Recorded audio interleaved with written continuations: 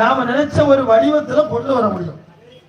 செங்கரைக்கார சுவாமி உடனே கைலாச மலைக்கு அழைத்து வரத்தை கொடுக்க முடியுமா? முடியவே முடியாது ஐயா. ஏன் அப்படி அவர் அப்படி செய்தாருன்னா சொல்லுங்க.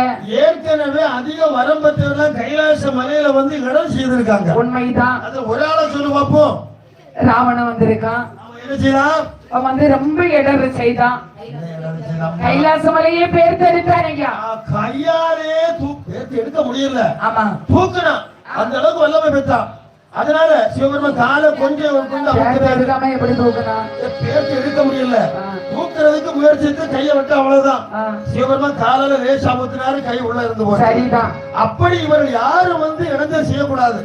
அதனாலதான் அவனை விட திறமான ஒரு வீரரை பெரும் செய்யணும். உண்மைதான். அப்ப இவருடைய திறமை என்னவென்று நாம பரிசோதிக்கணும். சரிதான். 3 கோட்டை வாசலையும் இழுத்தடைத்து விட்டார்கள். உண்மைதான் ஐயா. செங்கலைக்கார சுவாமி சொல்லுகின்றார். என்ன சொல்லுகின்றார்? ஆயருடைய மைத்துனரே அம்மையுமை பங்காளா